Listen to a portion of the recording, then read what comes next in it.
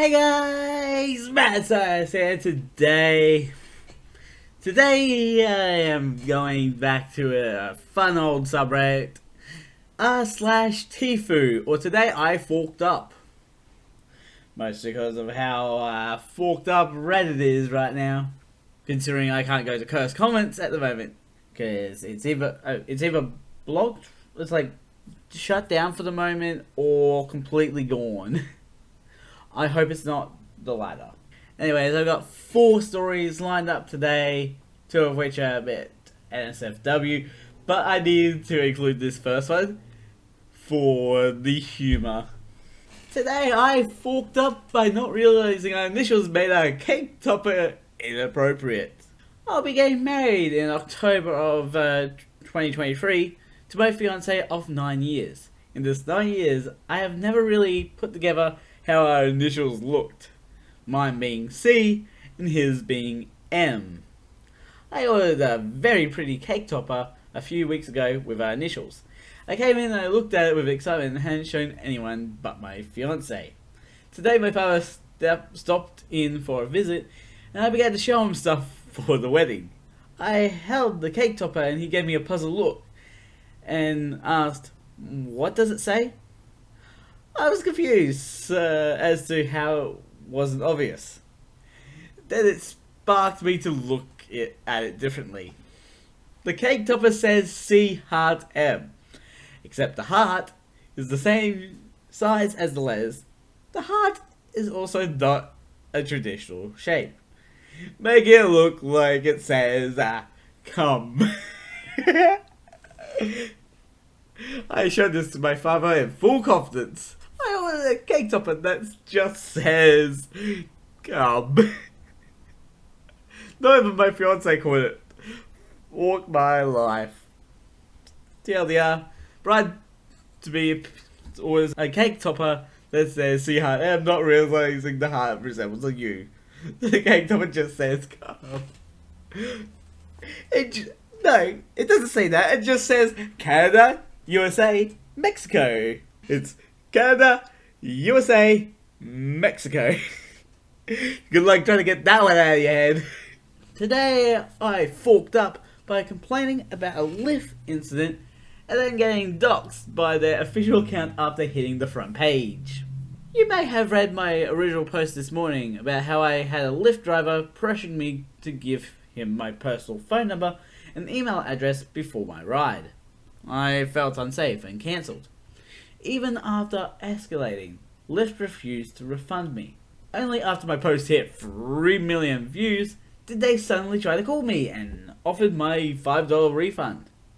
But get this, I'm suddenly getting tagged and I discovered that their official account has posted for the first time in ages and doxed me in the thread. Instead of using my username, since I posted anonymously, their post reads, "Dear my real name." And here is the kicker. That is normally a bannable offense.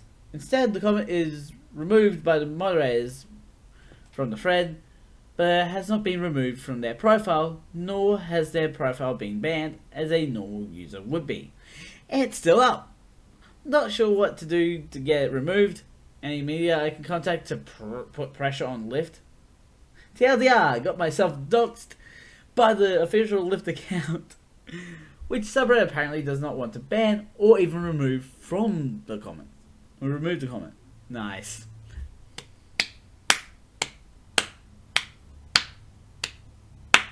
That is nice. Just a middle finger. Just like, it's literally just F off. It's like, edit. After 5 hours, they removed my name. One of their execs just emailed me to inform me that they removed it and suggested I could delete my Lyft account. I suggested they clean up their PR and CS teams because they're not doing so well today. For your amusement, she is one of the top execs and she is located in the central time zone, so she was doing this at 11 PM. Sounds like they're finally awake and paying attention. Another update on Tuesday morning. The customer service rep, same one who doxed me, who insisted he wanted to speak to me on the phone, did not in fact call me at the appointed time. Of course, it's entirely possible that he woke up no longer employed by Lyft. Yeah, that person should feel bad about doing that. That is some negative stuff right there. Today I hooked up by donating $15,041 to a poor community in Bangladesh instead of the $150 donation I intended. This happened in February of last year, but my friends have been telling me I need to post this story online, so here goes nothing. My wife and I, both 31 years old at the time, moved into a new 3-unit apartment building in San Francisco. One of our neighbours is a 70-something-year-old retired veteran. We'll call him Joe. For context, Joe is a white American guy, and he's also a devout Hindu priest. One day I run into Joe in my hallway, and he tells me about this charity he manages for a community in Bangladesh. I wanted to support my neighbour and the charity, so I asked Joe to send me the GoFundMe link. The next day at work, I go on the GoFundMe page and donate $150. Or so I thought. Moments later, I get a text on my phone warning me of an unusually large transaction on my credit card. I'm confused and swipe to open the text message. It says I have made a payment of $15,041 to GoFundMe. Immediately I'm sweating. How could I have donated $15,000? I spent the next 15 minutes retracing my steps and finally realized my credit card starts with the numbers 41. It seems I accidentally started typing my credit card information while my cursor was still on the donation box, and just like that, 150 became 15,041. Yikes. I call GoFundMe support line in a panic, and when I finally connect with a human, I explain what happened. No need to worry. He tells me they will initiate a fund of transaction which should process in 3 to 7 business days. That's a huge relief. But then I asked the agent if the charity would be able to see the donation on the GoFundMe page until it was refunded. What do you mean? The agent asked me. What do you mean, what do I mean? Was my response.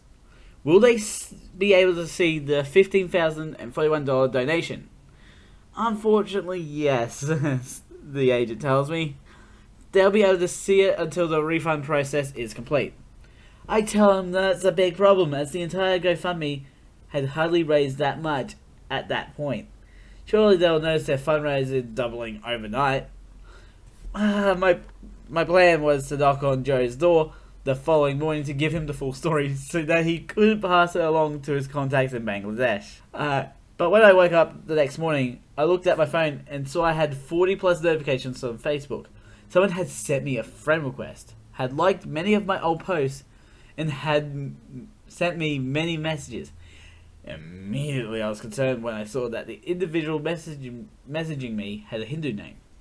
But I never could have imagined what I saw when I opened his first message. The man had sent me a video of himself from Bangladesh, surrounded by dozens of impoverished and hungry people holding bags of food, thanking me by name, Michael, for my generous donation. A big round of applause for Michael. At this point, I leapt out of my bed and I'm pacing. Part of me wants to scream, part of me wants to crack up laughing. I start swiping through the man's messages, and it is picture after picture of poor Bangladeshis thanking me for my kind donation. Literally hundreds of photos of frail, elderly, disabled, and malnourished individuals holding signs with my name. Thank you, Michael. Thank you. I've uploaded a portion of the video and a few photos for you guys to see here. I will not be clicking that just for the sake of video. Needless to say, I couldn't live with myself just donating 150 after seeing how the community responded to the 15,041. I decided the least I could do was to add a zero, so I donated 1,500 once the original donation was refunded. The charity's host was incredibly gracious and understanding, and he explained to me that the 1,500 goes very far in Bangladesh for urgent food relief. Here is the charity's new GoFundMe link if you want to check it out. Ultimately, I think the whole experience was a win-win. I helped a great cause, and I got a funny story out of it. TLDR, some impoverished folks in Bangladesh thought I had sent them 15,041, but it was an accident and I had to request a refund for most of it. That's just gonna suck. It's just like accidentally putting a 4-1 and it's just like, no, panic. Today I forked up by injuring a heart surgeon in the middle of heart surgery. Oh no. I am an assistant in heart surgery. I work with over a dozen different surgeons. The one doctor is one of the OGs at this place. Been around forever, seen it all, done it all, nothing really bothers him. He's very quiet and reserved during surgery. I'm new here, so I'm really trying to make a good impression. The case before I worked with this doctor was literally the smoothest case I've ever assisted. I was truly a step ahead the entire case, and the surgeon didn't have to ask me to do anything because I was already doing it. It felt so great. So when I saw my assignment was to work with him, I was super pumped to get a chance to build on how great the previous case went. So there we were, in the middle of the surgery. The heart is arrested in diastole. The heart-lung machine is cycling the blood instead, and we have the heart literally cut open to replace a valve. Right in the middle of placing the valve switches into the heart, he handed me 2 of them. I went to place a hemostat clamp on the outside of the open chest like I had with the rest of them. This is a routine and imprecise move, so I was kind of nonchalant about it. Unfortunately, the surgeon pulled his hand back right as I went for the clamp, and I clamped the motherfucking metal clamp onto his pinky knuckle. He lurched back and screamed at him, looking at me, and said, "Now why the f did you do that for?" I was speechless, being caught totally off guard. Obviously, I hadn't done it on purpose. This reserved and quiet surgeon just scored a TD in the Super Bowl spike with the now contaminated with his own blood needle driver he had been holding onto the floor, ripped off his gown and gloves, and stormed out of the room. The entire room was pin drop quiet. What do we do with this open chest and an open heart without a surgeon? What happens now? My career flashed before my eyes. My ears burned like lit sparklers, and sweat started running down my neck. My surgical goggles started fogging up. For a second, I felt like I was going to pass out. But 30 seconds later, we heard the surgeon slamming the metal panel on the scrub sink, and we knew he was scrubbing back in. He came back in the room a few minutes later, clearly red hot mad, but we went right back to work and finished the case without a single word about what happened. When I was getting ready to leave the room, I apologized sincerely, which he kind of resentfully accepted. TLDR, I ripped a world-class heart surgeon's head open with a metal clamp in the middle of surgery, which really peeved him off. But he washed the blood off and went right back to work like the professional that he is, and I almost died from shame. And for clarification, don't mistake my comment about being nonchalant as being careless. The point was that I wasn't in the chest. I was back off to the side, just clipping stitches together. So it's a different kind of movement than handling tissues inside the chest. My mistake was having television and not seeing the unexpected movement of the surgeon, not in how I clipped the stitches together. One final... Okay, I'm not gonna read that last little bit.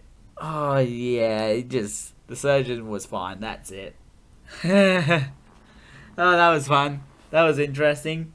Ow, that would hurt. Like, did you get, on the knuckle, or was it, on the side of the finger?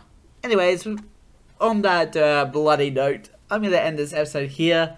Links will be in the description to the main channel and the second channel for you guys to go check out. Don't forget to subscribe and hit the notification bell so you know when it comes out. A ding, a ding. I'm the Mad Scientist. Mad Scientist, out.